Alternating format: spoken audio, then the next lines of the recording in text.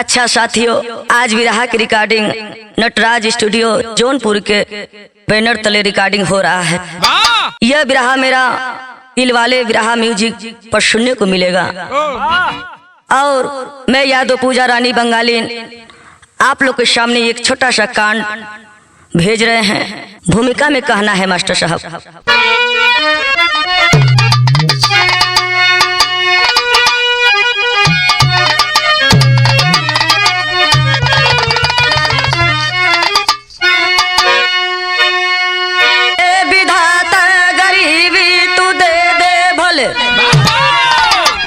भूल कर बदनसीबी ना देना विधाता, माता पिता का मिले प्रेम पावन, कुपिता वो कुमाता न देना विधाता। इज्जत कहती दरिंदों का दौलत, डगमग चले जब दरिंदों का नैया। यही आरज़ू है फंसे धार में तो बचा लेना है नाथ बन के कन्हैया।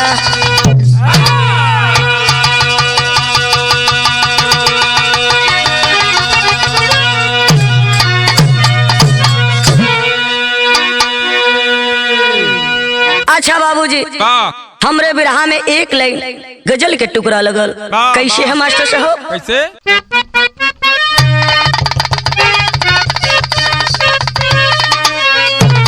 कौनो आशिक कहता का कहता मेरे महबूब मेरे साथ बड़ा काम किया।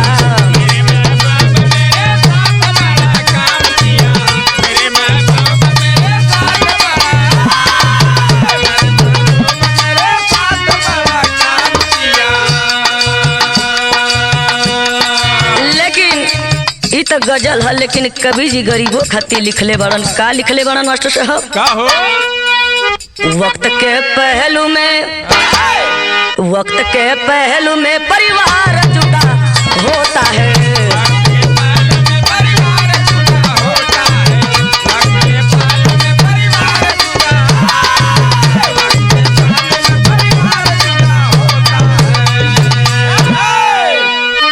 ए बाबूजी, यही से कहानी शुरुआत हो गई बा। कहानी बा कैसन?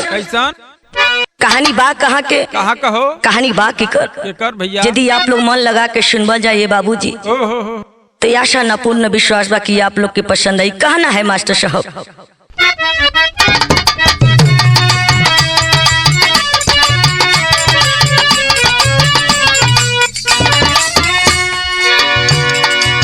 जिला इटावा में धारूपुरा ग्राम सही, गौर जाति के विशेष करमवीर नाम सही।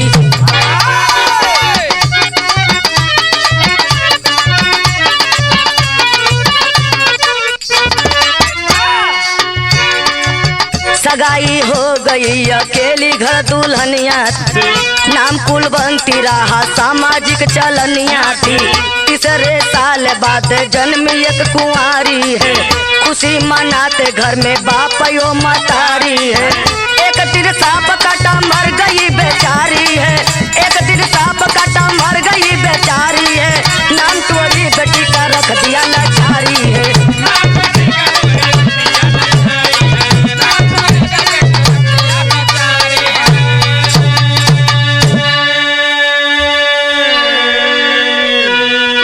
बात के आप लोग समझ ली। कहानी इटावा जिला के बा। इटावा जिला धारूपुरा एक गांव बा, जौना में गौर जाति के लोग रहत रहना। और वही जाति के लोग में एक करमवीर अपने औरत कुलवंती के साथ अपने जिंदगी बितावत रहना। खुशी खुशी अपन गरीबी के जिंदगी बितावत रहना।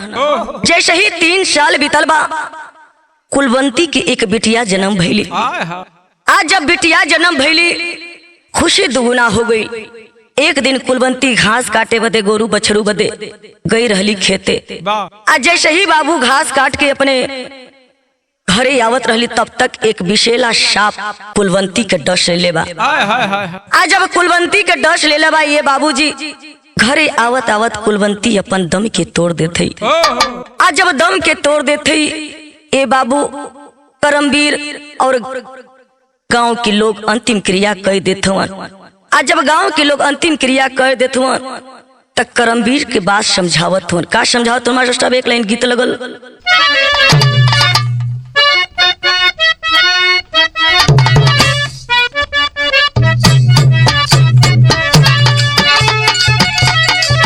गीत है बा कौनो मेहरारू के मरद चल गई रहल पूर्व देश से कमाए। जब फिर वो लौटल बा फिर वो जाए के जब तैयारी कैले बा तब मेहरारू जाके अपने मरद के कहत तरीका कहत है डूबी मरबा ये राजा जई बजब पूर्व के देशवा।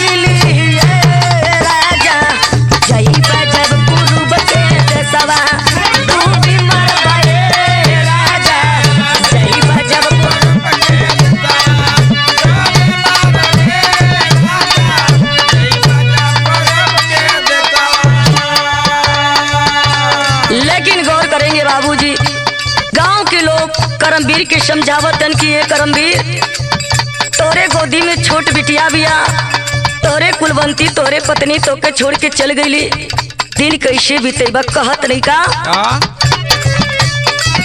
करमवीर सोचे कैसे काटी मोर जिंदगी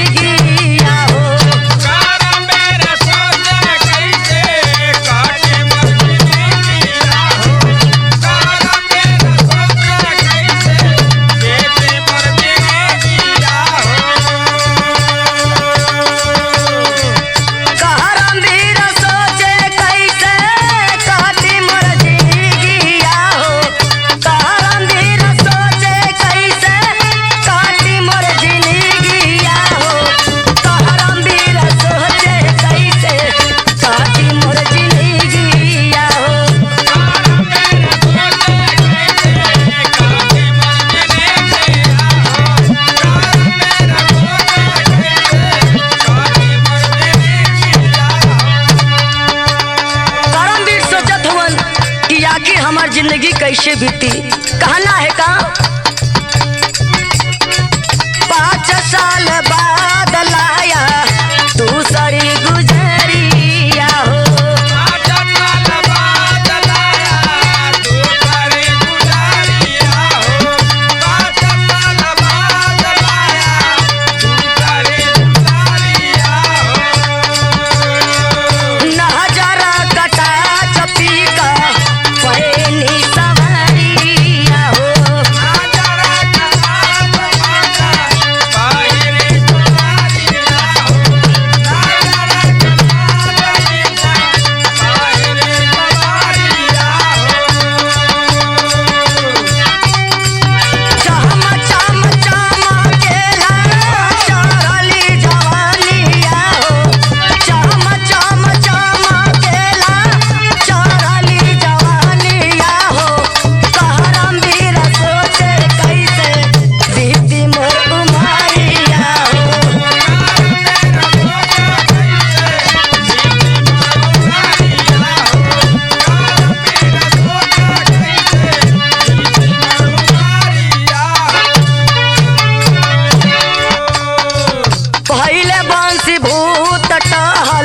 नारी के बजावे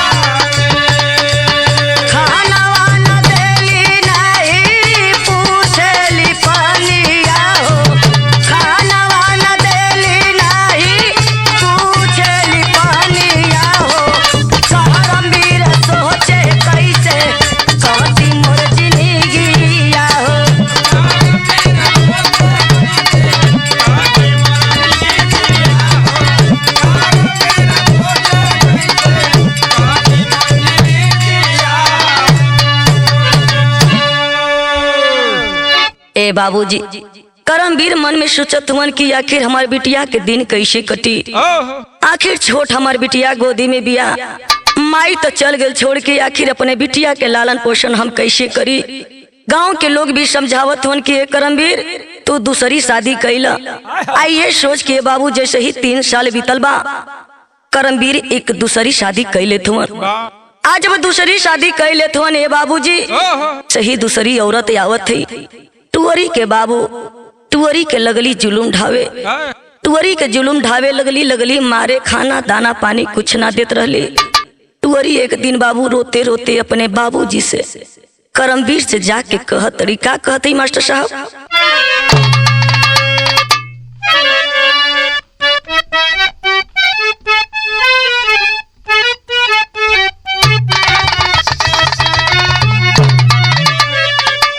गीत है बा कौनो भक्त माई के पुकार करत है, कहत या का?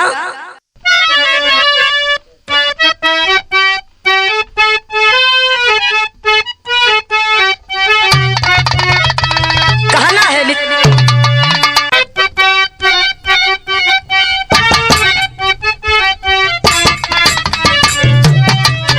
टुअरी रोवत है और कहत या का? कहत या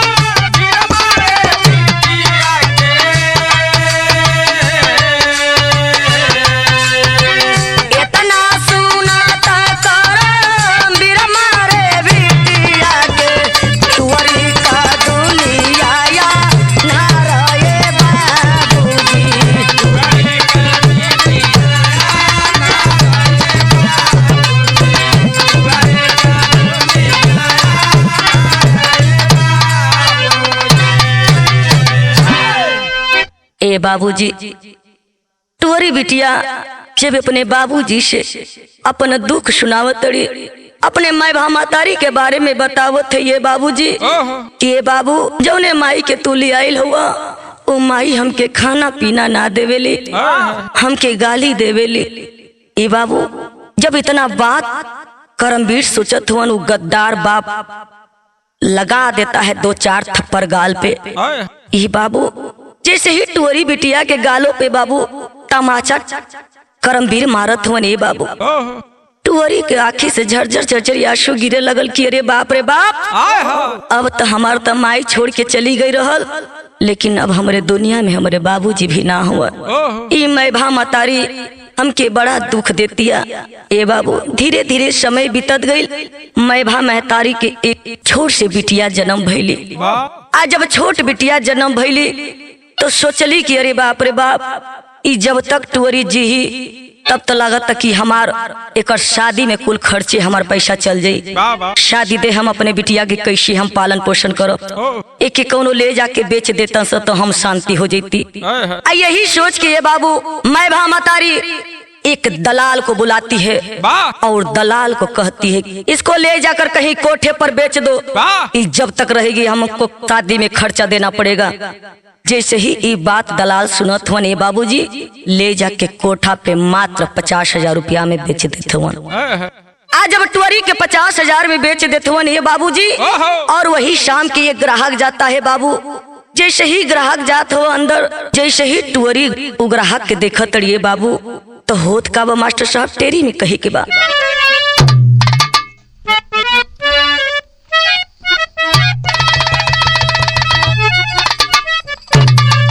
कि अरे मोरे राम, अरे राखी न राखी होई कबहू, राखी परम पवली भाई बहन के साखिया हो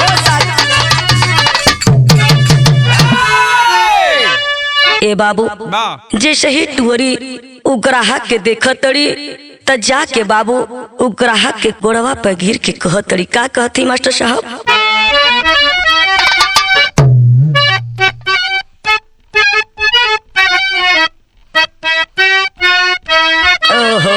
यह गीत बात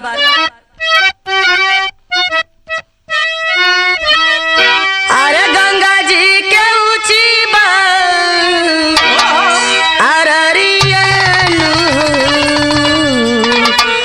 जही में बैठे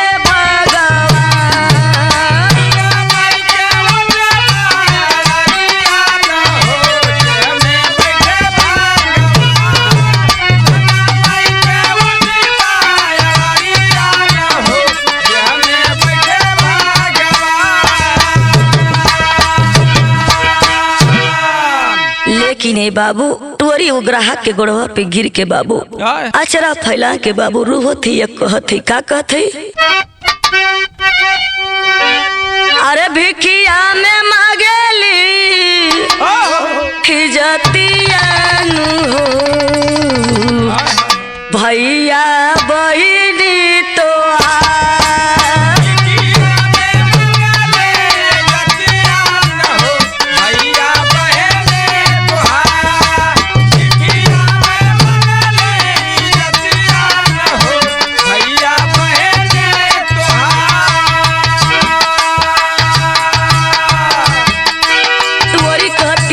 भैया, हे भैया हमके छोड़ दो भैया, हमरे इज्जत के मत लूटो भैया। कहतिया का हमारी गरीबिया के केहू नहीं सतिया,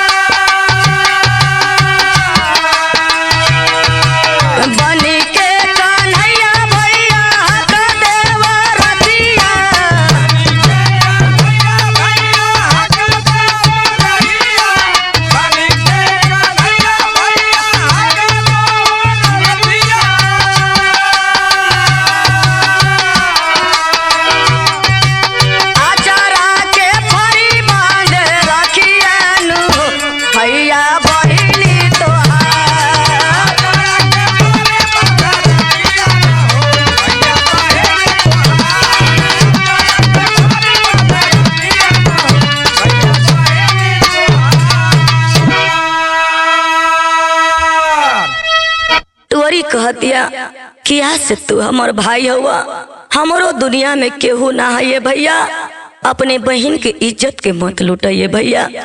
इतना बात कह के अपने आंचल के फाड़त है और बाबू ग्राहक के हाथों पे बाबू राखी बांधे थे। आज जैसे ही बाबू ग्राहक अपने कलाई पे राखी देखा था बाबू, उ ग्राहक के नाम बीरू रहल। जैसे ही बाबू उ राखी देखा था तो करे दिल में दया जाता कि अरे बाप रे बाप, हम हो अनाथ है, हमरो केहू ना है दुनिया में, धर्म के बहन आज मिल गई और हमन के भाई बहन है जा। ए बाबू इतना बात कह के बाबू उ बीरू वीरू भाई अपने बहन तुअरी के लेके बाबू बाहर निकलता है।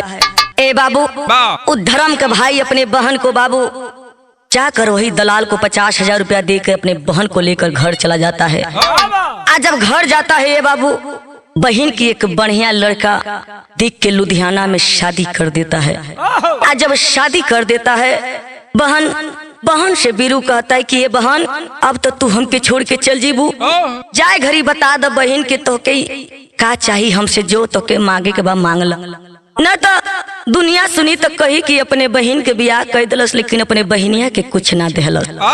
इतना बात जब तुअरी बहन सुनतिया तई अपने भाई से कहतिया कि ये भाई जवन तो से मांगम तू देबा ना वादा कर ना करबा। भाई कहता कि ना तू जोन तो के मांगे के बाद मांग ले। तुअरी कहतिया कि बस हमके यह तू दे दा कि तू भक्ति भाव में चल जा, मार काट के तू भुला जा और भक्ति में तू चल जा। जब इतना बात वीरू सुनता है बाबू वीरू कहता है कि ये बहन तोहरे जैसन एक हमरो पीठी के बहन रहल, माई बाबू सब पूरा परिवार रहल, हंसता खेलता घर रहल हमार बहन, लेकिन ये बहन एक 8 डाकू घर में घुस के सारा संपत्ति लूट लेलस। और इतने ना हमरे पीठी के बहन की हमरे आँखी के सामने ओकर इज्जत के लूट लेलस। ये बहन हमरे बहन दुनिया छोड़ के चल गई। पापी हमरे भाई हमरे माई बाबू के गोली से भून दिया। तब से मैं आज तक उन पापियों को खोज रहा हूँ। 6 को तो मार चुका हूँ लेकिन 2 अभी बाकी बा। ए बाबू होत का बा पपट में कही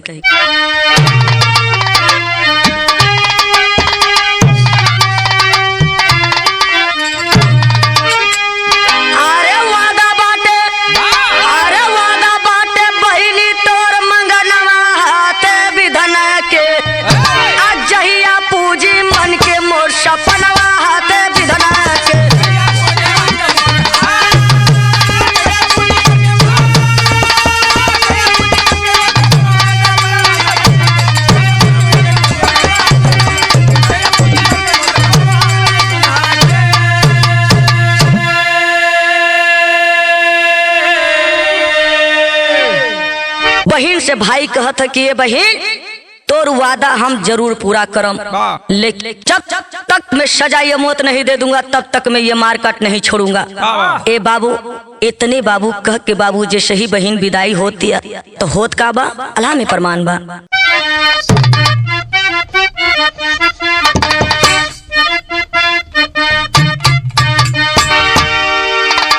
अरे धन्य हो बहादुर बहट दुनिया मेरे भैया,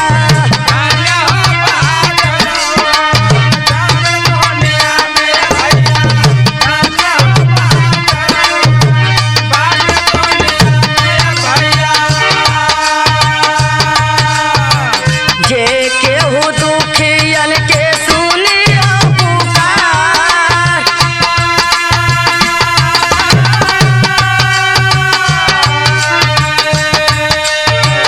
पाल नाही बताओ कर केहू कर पाइए पंचो,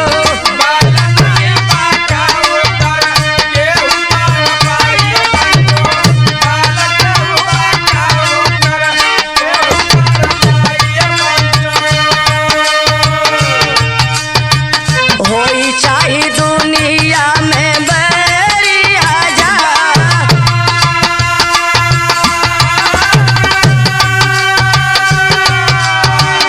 ए बाबूजी गौर करेंगे वीरू भाई अपने पापियों के बाबू खोजत कि कहिया ये पापी मिल जात कि हम मार देती तब तक होत का बा।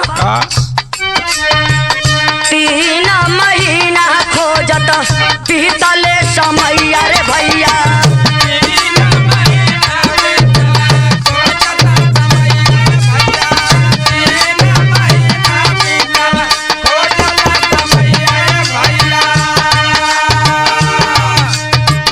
एक दिन मिली हो गए दूना शिकार,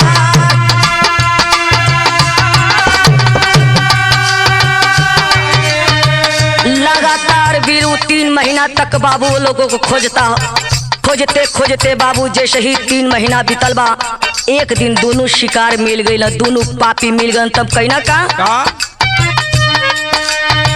दुई दुई गोली बीरू दोनों के मारे ये भैया।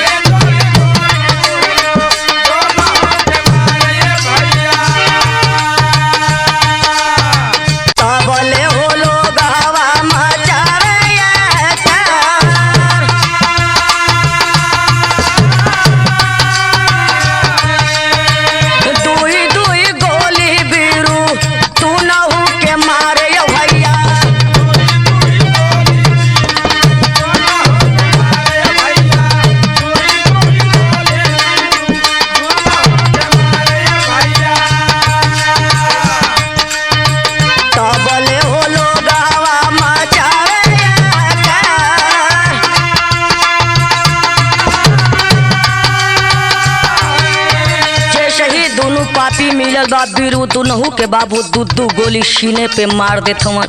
आज जैसे ही सीने पे दोनों जन के बाबू दू गोली मार देत हवन, तब तक होत का बा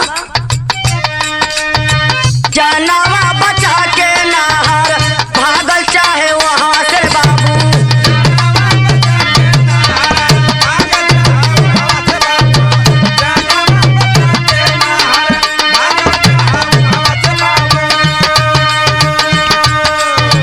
सीधे कूदा पारा हो गंगा माझा,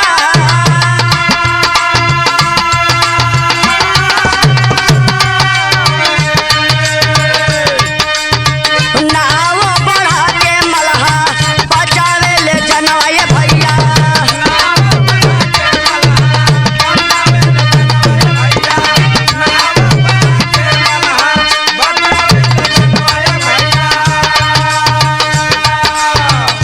रही समय में भइले उपचा,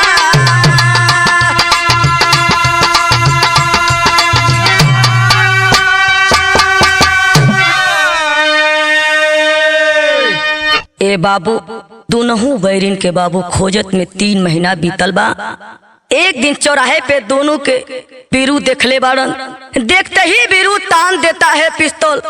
आज जैसे ही बाबू पिस्तौल टानत हुन, ए बाबूजी दोनों के दू गोली मार देते हुन। लोगों में हाहाकार मच जाता है, लोग दौड़ाने लगते हैं ये पंचो। अब बीरू भागते भागते ठीक बीच गंगा में जाकर कूद पड़ता है। नाव वालों ने बाबू निकाल कर थोड़े ही समय में पूछते हैं कि अरे आप कौन है और आप इस गंगा में क्यों कूद पड़े और आप इस दोनों को क्यों मार दिए।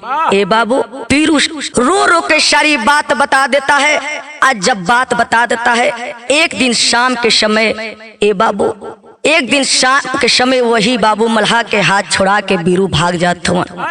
ठीक भाग के वही लुधियाना में जा वृद्ध आश्रम में जाके बाबू भक्ति भजन करता है। आज जब भक्ति भजन करता है बाबू, धीरे धीरे उम्र बीतने लगी, धीरे धीरे समय कटे लागल। बीरू के बाबू बुढ़ापा आ जाता। आज जब बुढ़ापा आ जाता तो बीरू के बाबू पोलियो मार देता। आज जब पोलियो मार देता है ये पंचो, जिस आश्रम में बीरू रहता था उसी मंदिर में टुअरी बहनियां पूजा करने जाया करती थी। जौने आश्रम में जौने मंदिर में बीरू भक्ति भजन करत रहना, उहे मंदिरिया में टुअरी रोज जात रही पूजा करे बदे।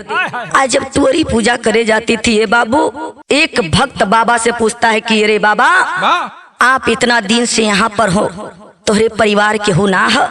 जब इतना बात बाबू बीरू बाबा सुनत हुआ तो कहत हुआ कि ना हमार परिवार तो केहू ना है, बस हमारे एक टुअरी बहन बिया जो कि पता न कहाँ रहेले, बस हमारे एक बहने बिया तो कि अब हमार केहू सहारा ना है। टुअरी उसी समय उस मंदिर में पूजा करने गई थी। जैसे ही टुअरी की आवाज कान में गई बा ये बाबू पटक देती है थाली अपने पूजा का। आज जाकर दौड़ के जाकर बाबू अपने भाई बीरू से बाबू गला मिल लेती है। आज जब गला मिल लेती है तो होत का बा खड़ी में कहे के हो। अरे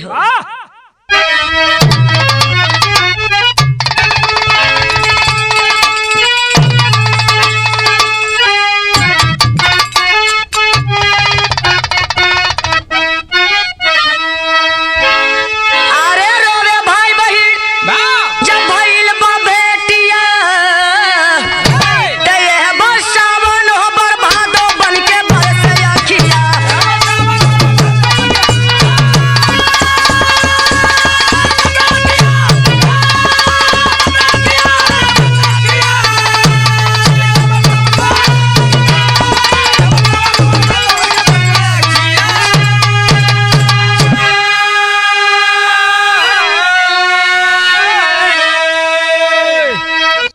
कहतड़ी कि ए भैया इतना दिन तू कहाँ रहल? ये भैया बीरू सारी बात टोरी के बता देता है।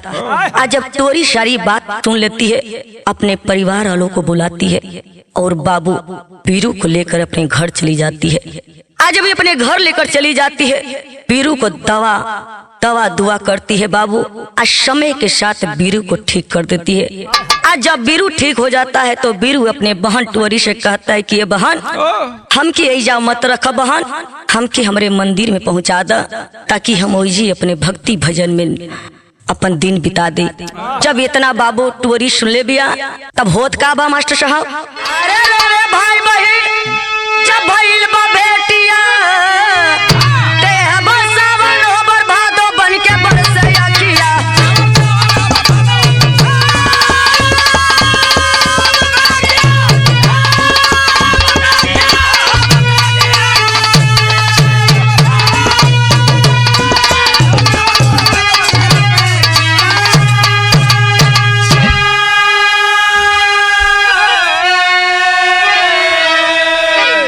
परिवार आए, टुवरी बोलाए, बीरू बाबा के लेके अरे घाट पे उठाए। तखन पर सेवा होला दिन और रातिया, ते बस सावन पर भादो बन के बरसे अखिया।